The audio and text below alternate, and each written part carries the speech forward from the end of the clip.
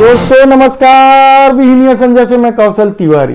गुजरात भाजपा में टिकट वितरण के बाद जबरदस्त असंतोष को संभालने के लिए केंद्रीय गृह मंत्री अमित शाह ने मोर्चा संभाल लिया है और यह खबर भाजपा के लिए चौंकाने वाला नहीं है, क्योंकि अमित शाह के बारे में जो चर्चा है या अमित शाह को लेकर, उनके तेवर को लेकर जिस तरह का परसेप्शन है वह साफ संकेत देता है कि आने वाले दिनों में गुजरात में बागियों की खैर नहीं, क्योंकि लगभग 40 यानी 3 दर्जन से भी अधिक असंतुष्टों ने चुनाव लड़ने का यदि निर्णय ले लिया है या बगावत का निर्णय ले लिया है, भाजपा की सदस्यता छोड़ दी है, तो उन्हें मनाने के लिए भाजपा के पास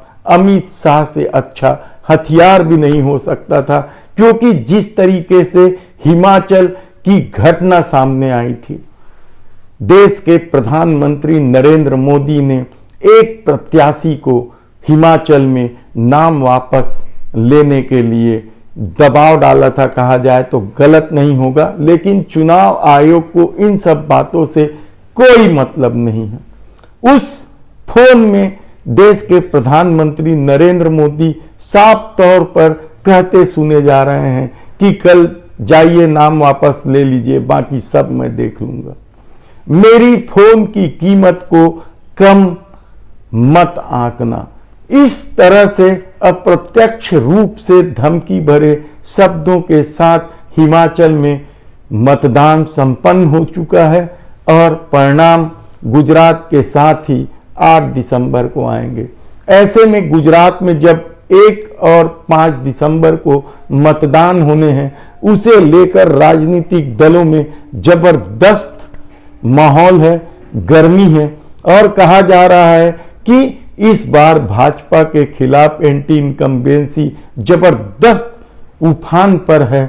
ऐसी परिस्थिति में भाजपा ने 38 लोगों की टिकट काट दी है। यही नहीं, इससे पहले उन्होंने सत्ता में बैठे मुख्यमंत्री विजय रूपाणी से लेकर उनके तमाम मंत्रियों को पद से हटाकर बिल्कुल नए तरह की सरकार भूपेंद्र पटेल के नेतृत्व में गठन की थी। लेकिन मोरबी की घटना हो गई, जो भाजपा के लिए बड़ी दिक्कत हुई। इसलिए दिक्कत हुई क्योंकि प्रधानमंत्री नरेंद्र मोदी जब बंगाल के दौरे में थे और वहां एक पुल ढह गया था, तब जिस भाषा का प्रयोग किया गया था, जिस स्तर तक जाकर आलोचना की गई थी, एक फ्रॉड बताया गया था, वह भाषण जब मोरबी में पुल ढहा तो चरम पर है। मोरबी की घटना हुए 15 दिन हो गए, लेकिन अभी तक जो कंपनी है और उसके मालिक की गिरफ्तारी अभी तक नहीं हुई है। पुलिस पूछताछ भी की है, यह भी संदेह की बात है। कर्मचारियों को गिरफ्तार कर लिया गया है, वे जेल के सलाखों में हैं। 50 से अधिक बच्चे इस भीषण कांड में काल कलवित हो गए और 150 लोगों की मृत्यु हो गई। ऐसी परिस्थिति में भी यदि सरकार अपराधियों को बचाने की कोशिश करती है, तो फिर दंगा के आरोपी या बलात्कार के आरोपी के परिवार वालों को टिकट देना भाजपा के लिए कौन सी बड़ी बात है। और वह ठसक से इससे पहले भी, चाहे उत्तर प्रदेश हो, कश्मीर हो, बलात्कारियों के साथ खड़े होते रहिए। हरियाणा हो, गुरमीत राम रहीम का मामला आप देख लीजिए, वह ठसक से खड़े होते रहिए, हिंदुत्व का आड़ लेकर खड़े होते रहिए। ऐसी परिस्थितियों में जब गुजरात में चुनाव हो और आम आदमी पार्टी भी ठसक के साथ चुनाव लड़ने के लिए पूरी ताकत लगा दी है, तो क्या गुजरात में किसी एक दल को बहुमत नहीं मिलेगा? यह एक अलग तरह का सवाल है। लेकिन अब खबर यह आ रही कि टिकट वितरण को लेकर भाजपा में जबरदस्त असंतोष है और अब इस असंतोष को दबाने के लिए प्रधानमंत्री नरेंद्र मोदी ने अमित शाह को सौंप दिया है मोर्चा और वे मोर्चा संभालने 3 दिन गुजरात में रहेंगे।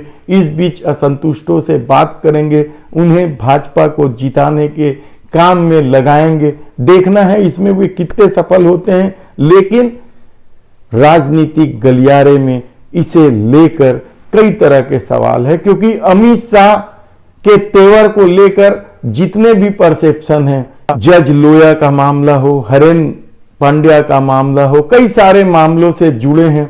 खुद दंगा को लेकर अमित शाह के ऊपर कई तरह के आरोप रहे हैं, उन्हें तड़ी पार तक की सजा दी जा चुकी है। ऐसी तमाम परिस्थितियों में अमित शाह यदि असंतुष्टों को मनाने के लिए मोर्चा संभाल रहे हैं तो यकीन मानिए कि आने वाले दिनों में गुजरात का चुनाव भाजपा के लिए कितना महत्वपूर्ण हो चला, क्योंकि गुजरात आरएसएस और भाजपा के हिंदुत्व की प्रयोगशाला है और इस प्रयोगशाला का ढहने का मतलब होगा 2024 में भाजपा के हाथ से केंद्र भी निकल जानी है।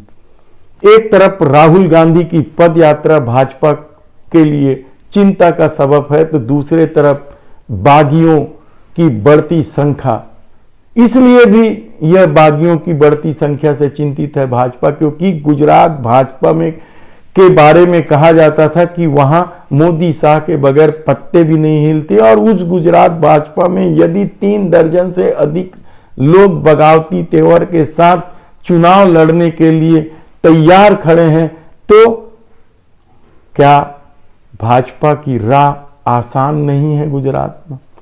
यकीनन, क्योंकि पिछले बार भी बड़ी मुश्किल से वह 100 के करीब पहुंच पाई थी। यह अलग बात है कि बाद में उन्होंने कांग्रेस के बहुत सारे विधायकों को अपने पाले में रखकर अपनी संख्या बढ़ा ली थी, और इस बार के चुनाव में उन सभी कांग्रेस विधायकों को टिकट भी दे दी गई है। भले भाजपा के निष्ठावान और सालों से जुड़े लोगों की टिकट काट दी गई हो, लेकिन कांग्रेस के उन लोगों की टिकट नहीं काटी गई है। इसे लेकर भी भाजपा के भीतर सवाल तो है, लेकिन अब भी बहुत सारे लोगों में सवाल पूछने की हिम्मत नहीं है कि आखिर कांग्रेस से आए लोगों को आप टिकट दे देते हैं, और सालों से जो भाजपा के लिए काम कर रही है, जो भाजपा के प्रयोगशाला, हिंदुत्व के प्रयोगशाला के लिए अपना सर्वस्व न्यौछावर कर रहे हैं, उनकी टिकट एक झटके में काट दी जाती है। ऐसी परिस्थितियों में क्या कुछ होगा यह देखना होगा, क्योंकि चुनाव आयोग नाम की कोई संस्था यहां है, यह भी इसे लेकर भी कई तरह के सवाल विरोधी उठाते रहे हैं। तब देखना होगा कि अब इन 3 दिनों में अमित शाह का मोर्चा क्या रंग लाता है, क्या वे भाजपा में असंतोष के स्वर को दबा देंगे, देखना होगा। धन्यवाद।